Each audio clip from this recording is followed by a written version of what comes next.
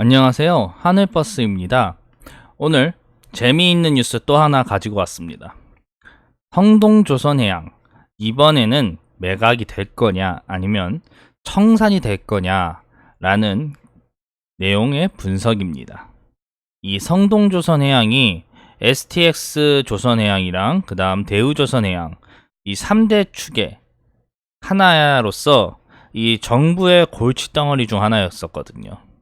근데 이제 대우조선해양은 맏형인 만큼 정말 큰 이슈를 만들어 가면서 골칫덩어리를 신세를 이제 뭐 벗어나냐 마냐 하는 상황이고, 성동조선해양은 당연히 대우조선해양처럼 좋게 갔으면 좋겠는데 얘는 좋지가 않게 흘러가고 있어요. 그거 관련된 내용의 분석입니다. 그리고 우리나라가 왜 조선업이 지금 분위기가 정말 안 좋은지 이 성동조선해양만 봐도 우리가 알 수 있어요. 그것도 천천히 간단하게 설명하겠습니다. 내용이 괜찮다고 생각이 드시면 구독, 좋아요 부탁드릴게요. 일단 우리나라가 대우조선해양이 현대중공업에 넘어간 것처럼 이 정부가 지금 빠른 속도로 조선업 구조조정을 하고 있어요.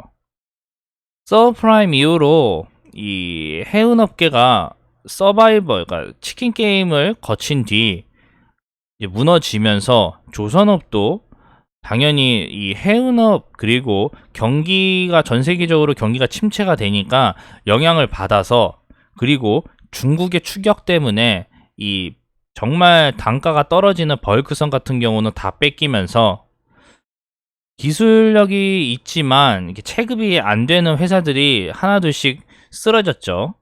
그게 또 성동조선해양이에요. 과거에는 뭐 정말 잘 나갔죠, 조선업계가. 근데 이제 그게 안 되기 때문에 정부도 빠르게 상황 판단하고 현실을 이제 인정한 거예요. 몇 년을 끌어왔는데. 그렇기 때문에 살리려는 회사들은 그냥 어떻게든지 뭉쳐서 과독점을든 뭐든 일단 살려보고, 그 다음 이제 보내야 될 회사들은 손해를 보면 어떻게 해서든지 손해를 보든 더 손해를 보든 이제 보낸다 라면서 구조조정을 확실하게 하기 시작했습니다. 그래서 뭐 가장 핵폭탄이었던 대우조선해양이 끝나면서 이제 성동조선해양이 남아있는데, 이 회사가 건실건실 하긴 했었어요, 옛날에는. 하지만 정말 슬프게도 채권단들이 포기할 정도로 회사가 안 좋아졌어요. 그렇기 때문에 성동조선해양이 지금 이제 태풍의 눈이 될 가능성이 높은 상황입니다. 보면 성동조선해양이 그래도 이 거제시, 통영시, 고성군 이 세 개를 먹여 살렸다고 봐도 무방이 아닐 정도로 진짜 건실건실한 조선업체였어요. 여기에서 배가 쫙쫙쫙 나왔으니까. 그래서 정부랑 채권단이 옛날 08년도 서브프라임 터지고 10년에 이 재무약정 체결했을 때 이 회사를 살리려고 했었어요, 처음에는. 근데 이제 그게 안 된 거죠. 이제 내용을 이제 보면 조선업이 경기가 안 좋아지면서 성동조선해양 수주도 점점 떨어져요. 16년도에는 0이었어요, 0. 왜냐면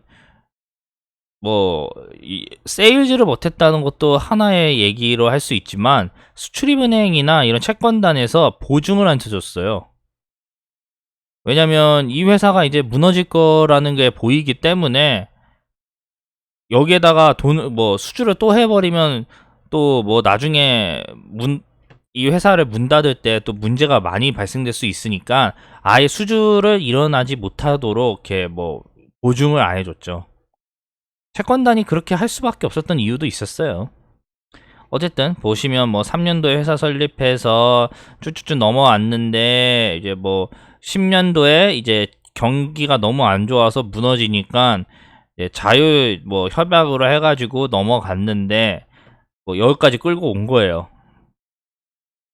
근데 이제 왜 채권단이 손을 놓게 됐냐면요, 성동조선해양에 돈을 4조 가까이를 부었어요. 그 다음에 보증도 5조 정도를 서줬어요.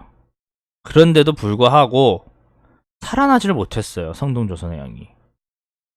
돈을 쏟아부었으면 효과라도 있어야지 채권단이 나중에 내가 그만큼 빚을 지고 채권을 빌려주고 투자를 했기 때문에 그만큼 뽑아낼 수 있는 이 믿음이 있어야 되는데, 이 성동조선해양은 그게 안 됐어요.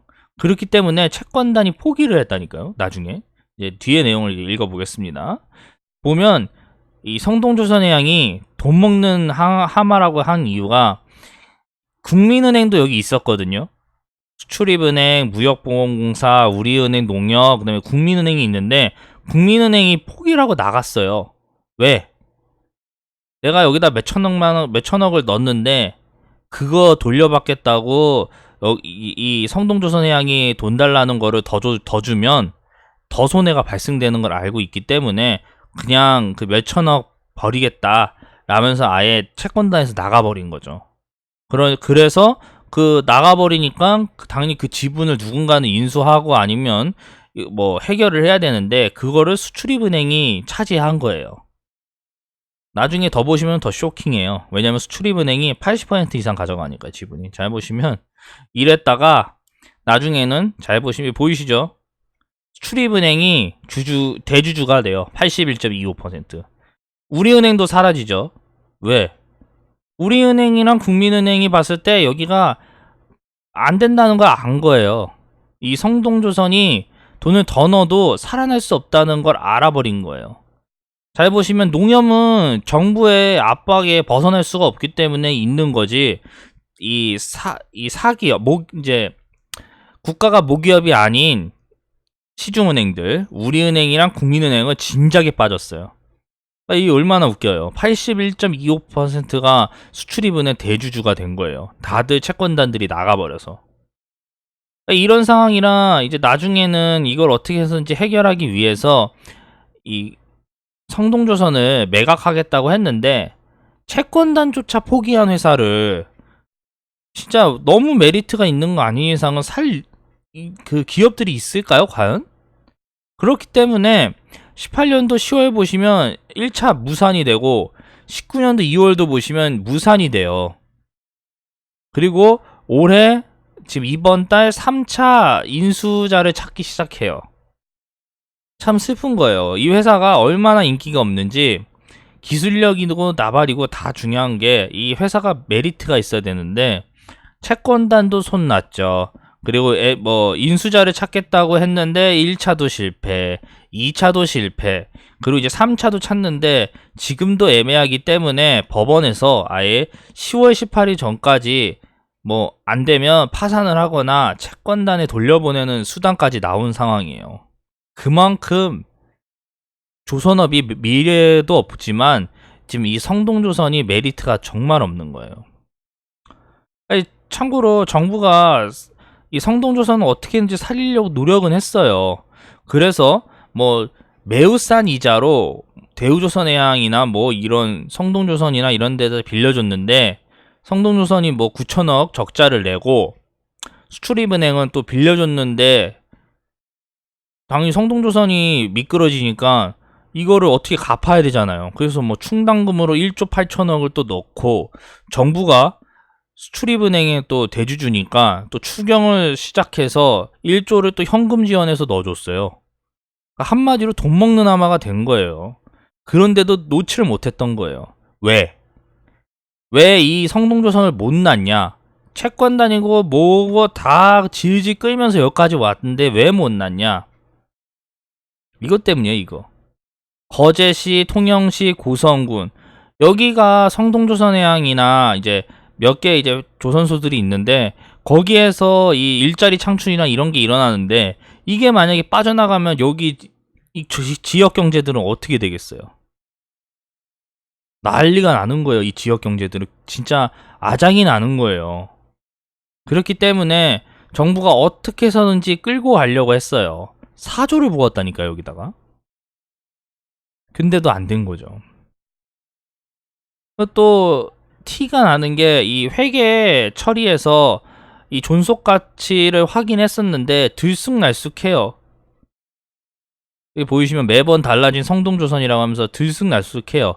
그런데도 그러니까 이렇게 뭐 억지로 티가 나게 뭐 회계 조작이든 뭐든 뭘 해서 성동조선을 살리려고 했었는데 그게 안 된 거예요. 결국은 끌고 10년부터 지금까지 9년이 지났는데 돈만 계속 넣고 살리는 것도 안 되고 끌고 오다 여기까지 온 거예요. 그래서 이제 마지막으로 정부가 그냥 내놔버려요. 이걸 민간들한테 사라고. 성동조선해양이 이 인수의향서를 낸 투자자들이 본 입찰에 참여하기 위해선 인수가로 알려진 3천억 원의 5%에 해당되는 이행보증금 150억 가량을 납부해야 된다. 오는 13일 본입찰에 참여해 우선협상 대상자가 되면 본계약이 시점까지 인수가의 10% 300억을 내야 된다. 이렇게 돼 있어요. 근데 저번에 2차 진행했을 때도요. 이 돈도 없어서 인수할 기업이 어느 정도 돈이 있어야 되잖아요. 근데 이런 돈도 없어가지고 입찰에 참여도 못했어요. 그러니까 여기 밑에 보이시면 본입찰 성사 여부는 13일에 대해 봐야 알 수 있지만 이 2차 입찰에 실패한 투자자들이 다시 들어온 것은 그만큼 준비됐다는 뜻도 나오지만 조선업황이 계속해서 나빠지고 있는 만큼 투자자들이 모으기가 어려웠을 것, 그러니까 돈을 모으기가 어려웠을 거라고 반반의 의견이 나와 있어요. 어쨌든 이 3차 입찰이 안 되면 10월 18일 날 법원이 판단을 해줘야 돼요.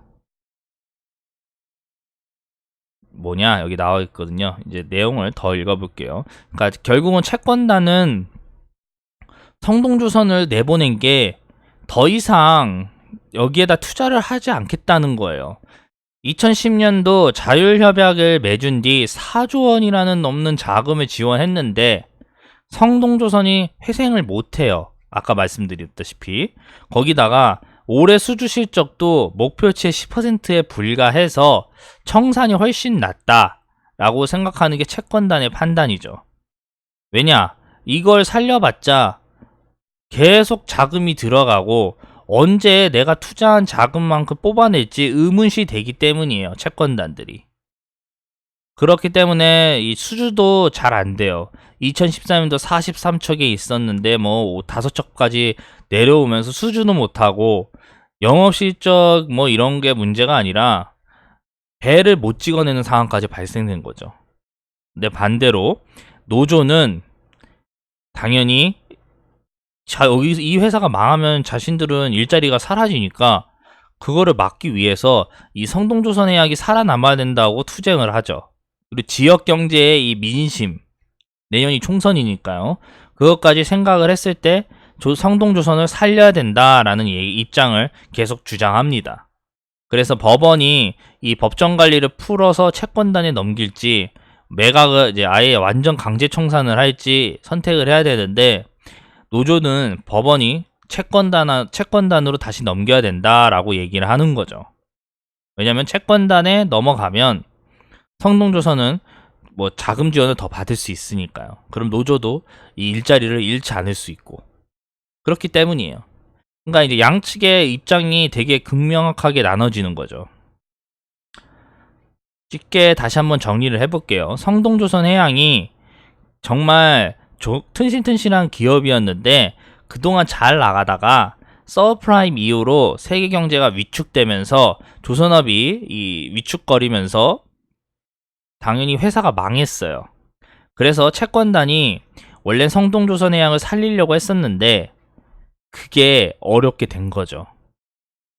그래서 성동조선을 4조나 가까이 부었는데도 안 되니까 이제 손을 떼서 매각을 하고 싶다라면서 법원에 얘기를 해서 지금까지 매각 절차를 밟았는데 이번 3차 매각까지 실패할 경우 법원이 이거를 아예 청산을 시켜서 아예 완전히 끝내던가 그것도 아니면 다시 성동조선을 채권단한테 넘기거나 두 가지 선택을 해야 되는데 어떤 선택을 하든 후폭풍이 엄청날 거다라는 게 얘기입니다.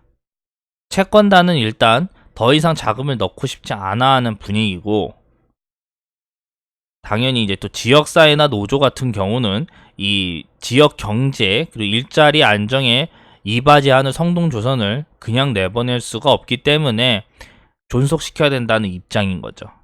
양측이 팽팽해요. 왜냐하면 입장에 따라 다를 수밖에 없기 때문이에요. 근데 우리가 여기서 알 수 있는 건 조선업이 정말 좋지 않다. 체력이 그러니까 기업이 체력이 든든한 회사들만 살아남고 이 신규 수요는 정말 아니다라는 걸 성동조선해양에 보면 알 수 있는 거죠. 여기까지 하겠습니다.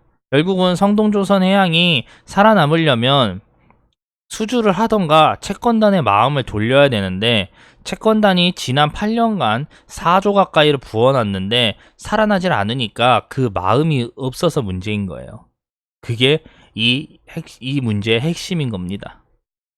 여기까지 하겠습니다. 감사합니다.